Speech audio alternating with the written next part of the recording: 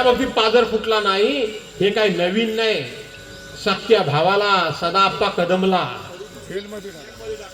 जेलमध्ये टाकलं माहितीये ना? कधी टाकलं? गणपतीचा सण होता, दसऱ्याचा सण होता, दिवाळीचा सण होता.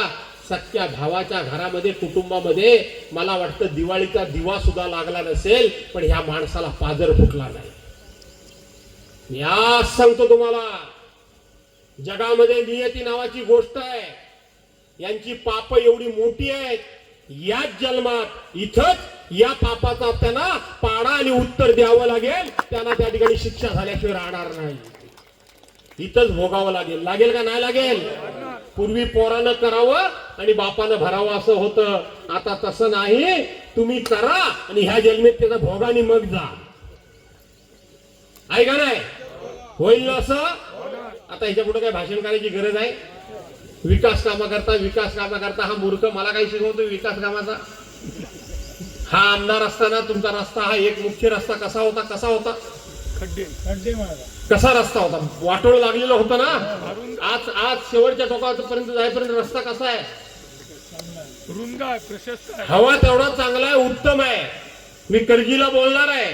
हा करमवण्याच्या पुलाबद्दल बोलला की करमवण्याच्या पुलाचं इस्टिमेट करा. अरे गाढवा, त्याचं इस्टिमेट 2017-18 साली झालं. त्याचं टेंडर पण झालंय. तुला काय अक्कल आहे का नाही?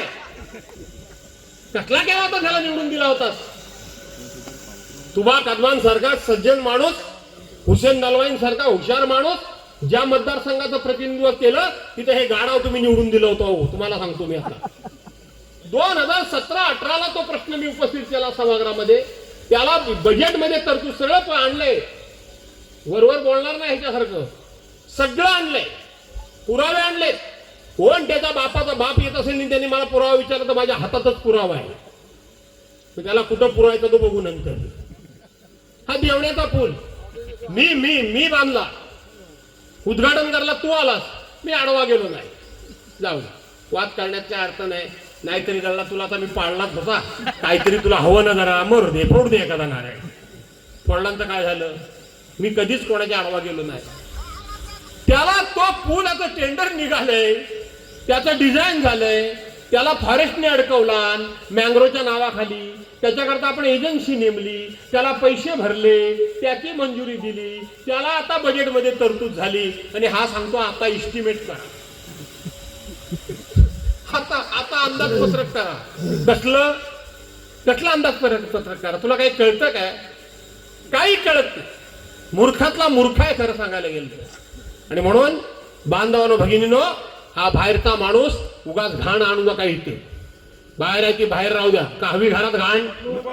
नक्की बघा काय होणार नाही ना. याचा छमछम बारचा पैशाला हात लाव नका. आणि आता गावागावात पत्र पाठवतो. आमचे पण लोक सारखे मला सांगतात कशाला आणलं इथं? कधी आलं हे पार्सल? आलं कधी? आता निवडणुका लागल्यावर ना. या जिल्हा परिषद आणि पंचायत समितीची मुदत संपली कधी? 2022 साली. ते जे उमेदवार अण्णा कदम आहेत ते आले कधी? 2026 साली. बरोबर आहे. जर इथं ओपन नसती पडली सीट तर आले असते काय होते? मग काय तुमच्या प्रेमाखातर ते आले? तुमची सेवा करायला आले? तुमचा विकास करायला आले? अहो स्वतःच्या स्वार्थाकरता आले. का दापोलीमध्ये का घेऊन गेले नाही रामदास कदम? त्याला दापोलीमध्ये घेऊन जायला पाहिजे होतं. तुमच्या पोराचा मतदारसंघ तिकडे आहे ना, तिकडे घेऊन जायला पाहिजे होतं. पण त्यांना माहिती आहे तिकडं काय आणि इकडं काय. भावाचा सुपडा साफ होणारच आहे. सुपडा साफ होणारच आहे. होणार आहे का नाही होणार आहे? करणार ना. जाऊ द्या पैसा भिसा काय. बरं रामदास भाईचा पैसा घेऊ नका हो. त्याच्या डोक्यावर परिणाम झालाय. येडाच आहे साला. खरं मी इतक्या खालच्या लेवलला जाऊन बोलत नाही. सारखा तो माझ्याबद्दल बोलतोय. परवा भरणा नाक्यामध्ये गेला, तिथं माझ्या अरे तुरे करत नाही, पण मी आता त्याला अरे तुरेच करणार. करू ना का नको करू? भरणा नाक्यामध्ये गेला, तिथं भाषण केला आणि माझ्या मुलांच्यावर बोलायला लागला. काय बोलला? की ह्याची मुलं कॉन्ट्रॅक्ट घेतात आणि कॉन्ट्रॅक्ट घेऊन ते दिवस काम करतात आणि पैसे कमवतात. अरे वेड घाव्या, माझी मुलं कॉन्ट्रॅक्ट घेतात, मेहनत करतात, उन्हा तानामध्ये उभं राहतात. रस्त्यावर डांबराचा स्प्रे मारायचा असेल तर माझा जिल्हा परिषदेचा अध्यक्ष असलेला पोरगा आपल्या हातामध्ये गन घेऊन रस्त्यावर स्प्रे मारतो. चूक करतो? मी तुझ्यासारखा आमदार झालो, मंत्री झालो, पण पावसाळ्यात एकदा शेतीचा नांगर धरायला गेल्यानंतर मी नांगर धरतो. मी काय चूक करतो? मी चूक करतो काय? आमच्या संपूर्ण घराण्यामध्ये कुणी कॉन्ट्रॅक्ट घेतलं नाही. कशाला घेतील? साल्यानो हप्तेखोर तुम्ही. अरे हप्तेखोर तुम्ही. इकडची सभा मोठी आहे की तिकडची मोठी आहे मला माहित नाही. सगळं जिथं बोललो तर तिथं प्रॉब्लेम होईल. कारण एक भाषण मला रामदास कदमासारखं दुसऱ्या ठिकाणी सारखं करायची सवय नाही. आणि म्हणून तुम्ही हप्तेखोर, हप्ते खाता. आणि दुसरी गोष्ट, बायानो ह्याचे पैसे घेऊ नका. आणि तुम्ही पण बाबूरावांनो घेऊ नका. आत्ताच सांगतो कसे पैसे कमवला ह्यानं. हप्ता मारता हप्ता तर आहे, पण स्वतःच्या पत्नीच्या नावानं असलेल्या बार मध्ये. ती माऊली कोणाच्या आगीत नाही, दुगीत नाही, कशातही कुठेही नसते, कुठेही नसते. तिच्या नावानं जो बार आहे त्या बार मध्ये हा काय करत होता माहितीये का तुम्हाला? हा बाया नाचवत होता, बरोबर आहे. हा छमछम छमछम करत होता. आणि तो छमछमचा पैसा आला की तो उडवायचा. लाज नाही वाटत तुला? आणि पोर सुद्धा तीच टीका करतो. अरे होय, आम्हाला अभिमान आहे. आम्ही कष्ट करून, मेहनत करून, राबून जे पैसे आम्ही कमवतो ते आमच्या घामाचे कमवतो, हरामाचे कमवत नाही. उठ सूट आपलं आमच्यावर बोलायचं, आम्ही दुर्लक्ष करतो. देवेंद्रजी काय माणूस आहे की साला कोण आहे काय समजत नाही. वास्तविक एवढ्या वेळा आमदार म्हणून निवडून गेला, इतके वर्ष आमदार राहिला, पक्षाचा नेता राहिला. प्रत्येकानं आपल्या मानात राहायला पाहिजे का नाही? बंगाली बाबा झाले. आपल्या मानात राहिलं पाहिजे. आपण दुसऱ्यावर काय बोललं नाही पाहिजे. कधी कधी मोठ्या माणसाने आपल्यावर कोण बोलला तरी आपण दुर्लक्ष केलं पाहिजे. आपण दुर्लक्ष केलं पाहिजे तर आपला मोठेपणा टिकून राहतो.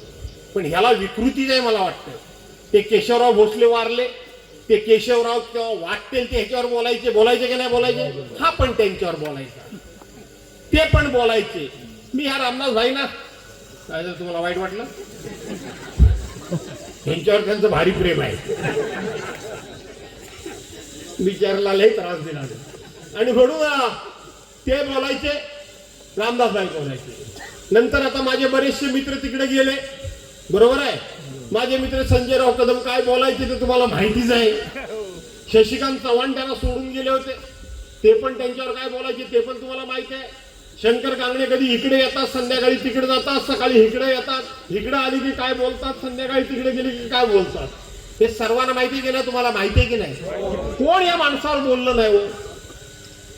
अरे आपण एवढ्या पदावर गेलो, आपला मान हा आपण राखायचा असतो. मान हा बांधवानो भगिनीनो मागून मिळत नसतो, तो आपल्या वागण्यानं आपण मिळवायचा असतो. लक्षात ठेवा. हा कुठेही गेला की नुसता दुसऱ्याच्या नावानं शिव्या, दुसऱ्याच्या नावानं शिव्या. तू त्या ठिकाणी बाया नाचवतोस, छमछम दास, माहिती आहे का नाही? त्याचं नाव रामदास आहे, लायकीचं आहे. आणि एवढ्या पदावर गेलेल्या माणसानं माना सन्मानात राहिलं पाहिजे. पण एक म्हण आहे ना, गाढवाला गुळाची चव काय, त्यातला प्रकार ह्याचा आहे. गाढवाला गुळाची चव कळणार नाही, त्याला उकिरडच फुंकलं पाहिजे. तसं चांगले विचार मांड, चांगली भाषणं कर, काहीतरी थोरा मोठ्यांचं चरित्र वाच, त्याच्याबद्दलचे दाखले समोरच्या लोकांना दे. शिवाजी महाराजांची उदाहरणं दे. शिवाजी महाराजांचं नाव घेतो आणि लोकांच्या आई बहिणी काढत असतो. जाणार आहे संध्याकाळी लोट्यामध्ये. ते अरुणाताई आमरे आमची एवढी सत्शील बाई, सज्जन बाई, अतिशय मर्यादशीर बाई, घरंदाज बाई, तिला काल काय वाटतील ती शिवी यांनी जाहीर सभेत दिला. वाटतील ती शिवी का? तर ती तुमच्याबरोबर आली नाही म्हणून. अरे तुम्ही आहात तरी कोण? त्या बाईला वाटेल ती शिवी कशी देऊ शकता? तुम्हीच लोकांनी, तुम्हीच काय तेवढं लोकांना मोठं केलंच ना, काय केलं काय? आता बाळासाहेबांनी तुम्हाला मोठं केलंच ना, तरी त्यांना तुम्ही सोडून गेलातच ना. कुठल्या तोंडाने बोलता तुम्ही? पण वाटेल त्याला वाटेल ती शिवी द्यायची, वाटेल त्याला वाटेल ते बोलायचं. ह्याला मी अमुक केलं, त्याला मी तमुक केलं, त्याला मी तमुक केलं, असं बांधवानं भगिनीनं नसतं. आपल्याला सुद्धा कोणीतरी मोठं होण्याकरता हात दिलेला असतो, लक्षात ठेवा. आज आपण मोठेपणी चालायला लागतो, पण ज्या वेळेला आपण रांगत असतो, आपण ढोकऱ्याने जात असतो, आपल्याला उभं राहायचं असतं, लहान बाळाला त्याला पाऊल टाकत चालायचं असतं, त्यावेळेला कुणीतरी त्याच्या करंगलीला आधार द्यावा लागतो, त्याच वेळेला तो चालायला शिकतो. हे लक्षात ठेवा. साहेबांचं एक वाक्य होतं, कैलासवासी बाळासाहेबांचं एक वाक्य होतं, तेवढं तुला सांगतो. नेहमी बाळासाहेब म्हणायचे, शिवसैनिकांना लोक गुंड गुंड म्हणायचे, शिवसैनिकांना लोक गुंड गुंड म्हणायचे, तेव्हा बाळासाहेब म्हणायचे, पुत्र व्हावा ऐसा गुंडा, ज्याच्या खांद्यावर भगवा झेंडा.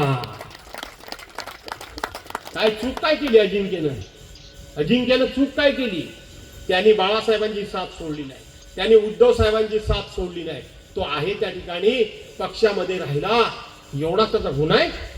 पक्ष तुम्ही सोडला, त्यांनी नाही सोडला. पण हे मला आज कळलं की त्याची पत्नी गरोदर असताना यांनी त्याचा छळ मांडला आणि तो स्वतःहून त्यांना विनंती करायला गेला, स्वतःहून विनंती करायला गेला की माझी पत्नी 3 महिन्याची गरोदर आहे, अशा वेळेला मी तिच्या बरोबर असणं गरजेचं आहे. राजकारणात मला काही त्रास द्या, पण माझ्या पत्नीमध्ये अशा पत्नीपासून अशा प्रसंगामध्ये मला तुम्ही दूर करू नका. बांधवांनो, भगिनीनो, अतिशय गंभीर अशा प्रकारचा हा प्रकार आहे, अतिशय गंभीर अशा प्रकारचा प्रकार आहे. दुश्मनाचा दुश्मन जरी असता, विरोधकाचा विरोधक जरी असता आणि त्याने कितीही आपलं वाईट केलं असतं तरी सुद्धा त्याच्या हृदयाला पाझर फुटला असता. या वाक्यानं फुटला असता की नसता? विरोधकाच्या विरोधकाला सुद्धा ह्या वाक्यानं पाझर फुटला असता, पण या माणसाला हृदयाला पाझर फुटला नाही. अजिंक्य 3 महिन्या 4 महिन्याकरता तडीपार झाला, एवढंच फक्त या क्षणापर्यंत आम्हाला माहित होतं. पण हा त्याच्यावर अन्याय झाला हे मला आज कळलं, हे मला आज कळलं. या अन्यायाच्या विरोधात यांना धडा शिकवायचा ना का नाही शिकवायचा? मला वाटतं याच्यासाठी उत्तम संधी नाही. अजिंक्यला निवडून आणा आणि अण्णा कदमला पाडा. एवढं पत्र आलं. काय पत्र आहे माहिती आहे ताई? काय पत्र असतं? अजिंक्य, मी सांगतो येत काय खोटं आहे काय बघ. त्या भागातला कोणतरी एक माणूस या राम्याला पत्र देतो, बरोबर आहे? हा राम्या त्या पत्राचं ते काम आपलं पत्र जोडून उदय सामंतला देतो. तो पालकमंत्री नाही, तो बालक मंत्री आहे, बालक. त्याला देतो उदय सामंतला. आणि उदय सामंत कोणाला देतो पत्र? मयूर कलेक्टरला. हा पत्र कोणाकडून तरी घेतो, त्याचं आपलं पत्र जोडतो, ते पालकमंत्री म्हणून उदय सामंतला देतो. उदय सामंत त्या कलेक्टरला देतात आणि ह्यांना परस्पर मार्गाला लावतात वरती. आणि त्या पत्राच्या झेरॉक्स हे घराघरातनं पाठवतात. खरं आहे का खोटं आहे रे बुवा? का दुसरं काय गंगारामराव पत्र आहे? नाही ना. कोण आहे रामदास कदम? त्याच्या पत्राला एवढं किंमत देण्याची तो कोण आहे? तो आता आमदार आहे? तो मंत्री आहे? कोणी नाहीये. त्याच्या पत्राला काय महत्व द्यायचं? पण रामदास कदमला बाकी काय कळत नाही, तरी स्वतःचा स्वार्थ लय कळतो. लय साला चालू. अरे तुझ्या घरात मंत्री आहे योगेश कदम, हा तुझ्या घरात मंत्री आहे आणि त्याच्याकडे जी काय बाकीची 4-6 खाती आहेत त्यातलं आणखीन एक महत्वाचं खातं आहे. कुठलं आहे? कुठलं आहे? अरे ग्रह खातं ते हप्ते वसूल करायला. ग्राम विकास नावाचं खातं आहे का नाही? ग्राम विकास याचा अर्थ गावाचा विकास करणाऱ्या योजना राबवण्याचं खातं म्हणजे ग्राम विकास खातं. का रे बुवा? हे ग्रामस्थ हा सगळा आपला ग्रामीण म्हणजे गावच आहेत ना. मग पत्र कोणाला द्यायला पाहिजे? म्हणजे स्वतःच्या पोरला द्यायला पाहिजे ना. का स्वतःच्या पोरला पत्र का देत नाही रामदास कदम? रामदास कदमला माहिती आहे काम होण्यातलं नाही. काम नाही झाली तर लोक उदय सामंतला शिव्या देऊ दे, आपल्या पोराला नको. ग्राम विकास खातं ज्याच्याकडे आहे त्याला पत्र नाही, लोकांना पत्र. आणि म्हणून आपले लोक पण लय हवालदिल होतात. पत्र आलं, पत्र आलं, पत्र आलं. अरे ते पत्र नाही, ते फत्र आहे, ते पत्र नाहीये. आणि म्हणून बांधवांनो भगिनीनो वाचली. आणि त्याचबरोबर मी पहिल्यांदा निवडून गेलो होतो तेव्हा मी सांगितलं होतं कदाचित माझ्याकडून 2 कामं विकासाची कमी होतील, पण आज केला आणि पहिल्या पावसात वाहून गेला असा रस्ता भास्करच्या कारकिर्दीत होणार नाही. पाणी योजना आली की ह्याचे पाईप टाकलेले असायचे, बरोबर आहे ना बाबा? तुमच्या कारकिर्दीत पाईप टाकायचे, बरोबर आहे? ट्रान्सफॉर्मर उभा करायचा, पण विहिरीचा पत्ताच नाही. विहिरीचा पत्ताच नाही, विहिरीमध्ये पाणीच नाही. या संपूर्ण खाडी पट्ट्यामध्ये मार्च नंतर मचूळ पाणी येतं, बरोबर आहे? कुठं आहे तुमच्या भागात पाणी? अनेक प्रकारे सर्वे केला, अनेक प्रकारे मुंबईमध्ये मिटिंग घेतल्या आणि शेवटी मला कळलं की इथं कोंडे गाव आहे, संगलट कोंडे गावला, बरोबर आहे? तिथं धरण माझ्या कारकिर्दीत मंजूर झालेलं नव्हतं, ते माझ्या पूर्वीच झालं होतं. मी आहे ते सांगतो. पण त्याला विरोध होता, ते काम बंद पडलं होतं, लोक ऐकत नव्हते. आपण तिथं गेलो, लोकांची समजूत काढली, लोकांचं म्हणणं काय ते बघितलं आणि माझ्या लक्षात आलं की धरणाची जागा थोडी खाली घेतली तर गावाला उठवावं लागणार नाही, लोकांची घरं उठवावी लागणार नाहीत आणि लोकांचा पाण्याचा प्रश्न सुटेल. हा उभा आहे भास्कर जाधव. जाऊन त्या तारखा बघा मंजुरीच्या. उद्धव बाळासाहेब ठाकरेंच्या सरकारमध्ये शंकर गडाख हे मंत्री असताना, जलसंधारण मंत्री असताना 38 कोटी रुपये मंजूर करून भास्कर जाधवनी ते धरणाचं काम मंजूर केलं. हा एवढ्या घशांवर ओरडतो, धरण मी केला. अरे तारखा बघ, मंजुरी बघ, तिथली परिस्थिती बघ, पण अक्कल बेअकली माणूस आहे. दुसऱ्यावर टीका करताना सभ्यता बाळगली पाहिजे. आज थोडासा मी बडबडलोय, मी खरं एवढा कुठल्याच सभेत कधी बडबडलेलो नाही. हा रोज सकाळ संध्याकाळ माझ्या विरोधात बोलतो, म्हणून मला बोलावं लागलं खरं सांगायला गेलं तर. आणि म्हणून आपण तिथं केलं. हे करत असताना इथं देवेंद्र मोरे बसले, त्यांनी मला सांगितलं की आमच्या ह्या कोरेगावच्या खोंडामध्ये भास्करराव धरण बांधलं तर या सगळ्या भागाचा पाण्याचा प्रश्न सुटेल. त्यांनी सांगितल्याबरोबर लगेच अधिकारी बोलवून आणले, संपूर्ण सर्वे केला आणि माझ्या लक्षात आलं की इथे पाणी जिवंत आहे, इथं धरण बांधलं तर या भागातला पाण्याचा कायमचा प्रश्न सुटेल. आपण कामाला लागलो. तुम्ही काय सांगताय? एक एक गोष्ट केली ती टिकाऊ स्वरूपाची केली, चांगल्या प्रकारची केली आणि म्हणून तुम्ही माझ्या विकासाची तुलना करू शकत नाही. तुम्हाला फक्त भ्रष्टाचार कसा करायचा आणि टक्केवारी कॉन्ट्रॅक्टरकडनं कशी घ्यायची, कॉन्ट्रॅक्टरकडनं टक्केवारी कशी घ्यायची एवढंच तुम्हाला माहिती आहे. मी कोणाचा हात च्या प्यायला नसल्यामुळं मी कोणाच्या बापाला घाबरत नाही.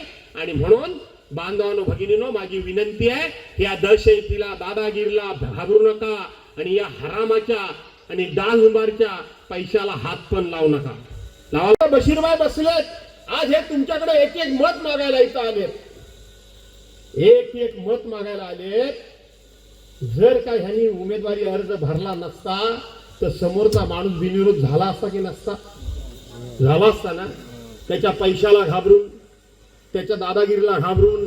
आता दादा कसला रामदास भाई काय दादा आहे, साला मांजर ते काय दादा आहे तो काय का बाय दादा आहे म्हणून घाबरला का काय? हा बिबट्या ना? कोण आहे तो?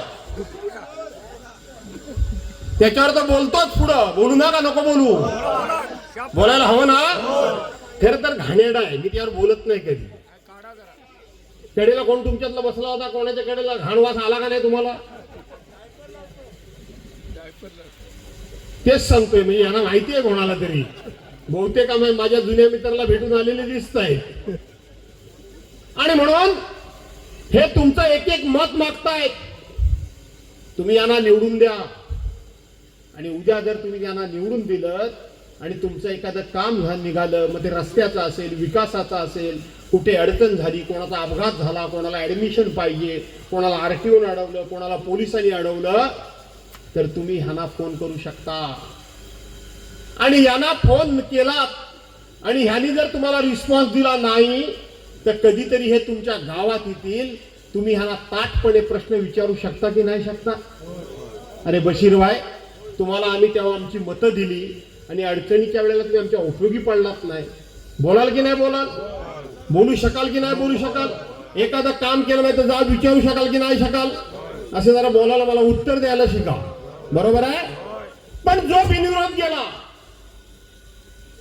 जर एखादा बिनविरोध गेला आणि तो जर कधी गावात आला आणि त्याला जर तुम्ही जाब विचारलात आणि तो रामदास भाई कदमासारखा मूर्ख असला, त्याला जर जाब तुम्ही विचारलात तर तो लगेच सांगेल, ए कोणाला जोरात विचारतेस, ए कोणाला जोरात विचारतोयस, मी काय तुझी मतं घेऊन निवडून नाही आलो, बरोबर आहे, मी बिनविरोध आलो, मी बिनविरोध आलो, माझ्याशी जास्त बोलायचं नाही. म्हणजे ह्याला तुम्ही निवडून दिलात तरी हा डुराकतो एखादा प्रश्न विचारल्यानंतर. विचारतो की नाही? अंगावर यायचा की नाही हो देवेंद्रजी? हा यायचा ना? तोंडाला कुत्रच बांधलेलं कायम, जर आईला पिसाळलेलं, कायम कायम पिसाळलेलं कुत्र बांधलेलं. आणि म्हणून तुम्ही त्यांना जाब विचारू शकत नाही.